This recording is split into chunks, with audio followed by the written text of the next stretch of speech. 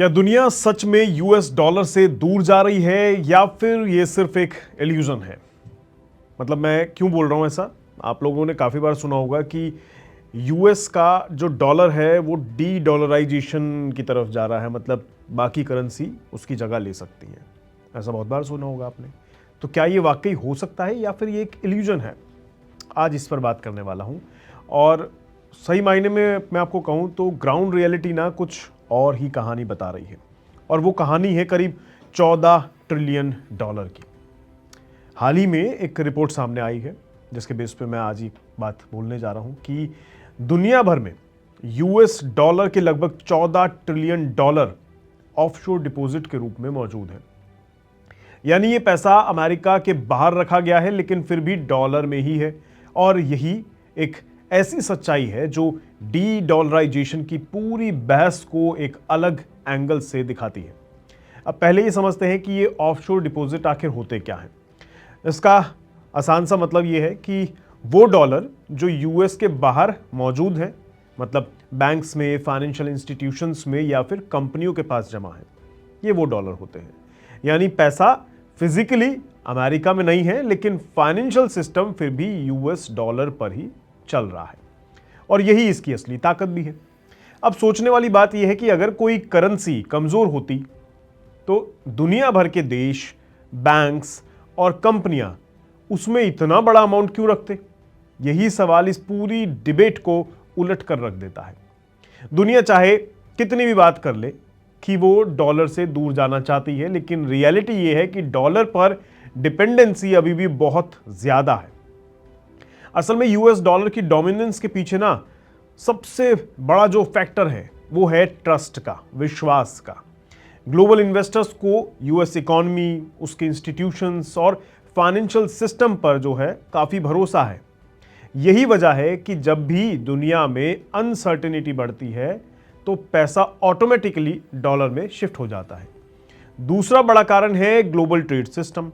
आज भी दुनिया के ज्यादातर इंटरनेशनल ट्रांजैक्शंस डॉलर में ही होते हैं, चाहे फिर वो ऑयल ट्रेड हो, कमोडिटीज हो या फिर क्रॉस बॉर्डर पेमेंट्स हो। हर जगह डॉलर का ही इस्तेमाल होता है।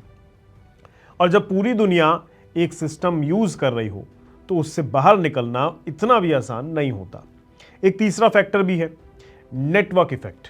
मतलब जितने ज्यादा लोग और देश डॉलर का इस्तेमाल करते हैं उतना ही उसका डोमिनेंस और ज्यादा मजबूत होता जाता है, क्योंकि हर नया पार्टिसिपेंट उसी एग्जिस्टिंग सिस्टम से जुड़ना चाहेगा जो ऑलरेडी वर्किंग में है, जिस पे विश्वास बना हुआ है। नए सिस्टम बनाने में रिस्क और अनसर्टेनिटी ज्यादा होती है, और आपने बना भी लिया तो उस पर विश्वास कौन करेगा?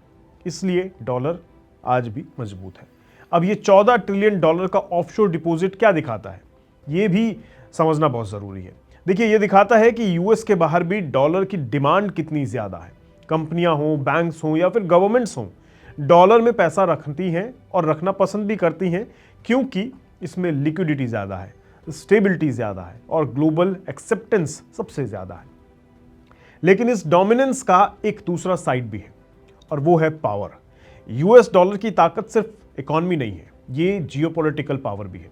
अमेरिका इस डोमिनेंस का इस्तेमाल सैंक्शंस यानी प्रतिबंध लगाने के लिए करता है।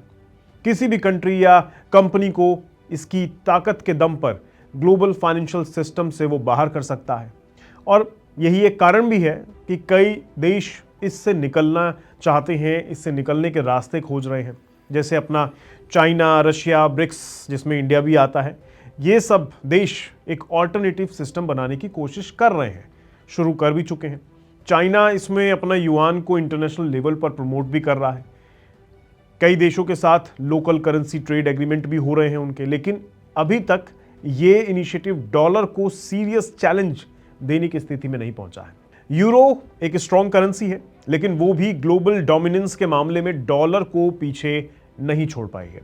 क्रिप्टो करेंसी को लेकर भी काफी ज्यादा हाइप रहा है, लेकिन उनकी जो वॉलेटिलिटी है, रेगुलेटरी इश्यूज हैं, उन्हें रिलायबल ऑल्टरनेटिव बनने से रोकते हैं डॉलर के कंपैरिजन में। अगर इंडिया की बात कर लें तो इंडिया भी धीरे धीरे डॉलर डिपेंडेंसी कम करने की दिशा में कदम उठा रहा है। रुपे ट्रेड एग्रीमेंट और लोकल करेंसी सेटलमेंट जैसे प्रयास इसी स्ट्रैटेजी का एक हिस्सा है। लेकिन सच्चाई ये है कि इंडिया अभी भी काफ़ी हद तक डॉलर बेस्ड सिस्टम पर डिपेंड करता है। इंडिया के फॉरेक्स रिजर्व का बड़ा हिस्सा डॉलर में ही है और इंटरनेशनल ट्रेड में भी डॉलर की भूमिका अभी भी बहुत बड़ी है। यानी बदलाव की कोशिश ज़रूर हो रही है, लेकिन सिस्टम अभी भी वही पुराना है। अब सवाल आता है कि फ्यूचर में क्या होगा? क्या डॉलर का डोमिनेंस खत्म हो जाएगा? शॉर्ट टर्म में इसका जवाब है नहीं, क्योंकि अभी कोई भी ऐसा स्ट्रॉन्ग ऑल्टरनेटिव नहीं है जो डॉलर की जगह ले सके। लेकिन लॉन्ग टर्म में धीरे धीरे बदलाव आ भी सकता है। जैसे जैसे ग्लोबल इकोनॉमी पावर्स शिफ्ट होंगी, वैसे वैसे करेंसी सिस्टम भी इवॉल्व होगी, लेकिन ये प्रोसेस बहुत स्लो होगा। ओवरनाइट चेंज होना बहुत मुश्किल है, नहीं हो सकता। कुल मिलाकर जो ये 14 ट्रिलियन डॉलर का आंकड़ा है ना, एक बहुत बड़ा संकेत है कि चाहे बातें कितनी भी हो जाएं, डी डॉलराइजेशन की ग्राउंड रियलिटी यही है कि दुनिया आज भी यूएस डॉलर पर हैवीली डिपेंडेंट है। बाकी आपको क्या लगता है? कमेंट बॉक्स में ज़रूर बताइएगा। क्या डॉलर की डी डॉलराइजेशन वाला जो प्रोसेस है, दुनिया जो बातें कर रही है, वो कितनी हद तक कितने टाइम पीरियड में पॉसिबल होता आपको नज़र आता है? मुझे तो फिलहाल नहीं लगता कि आने वाले कुछ दशकों तक भी ये पॉसिबल है। बाकी आप अपनी राय साझा कर सकते हैं। आज के लिए इतना ही। नमस्कार।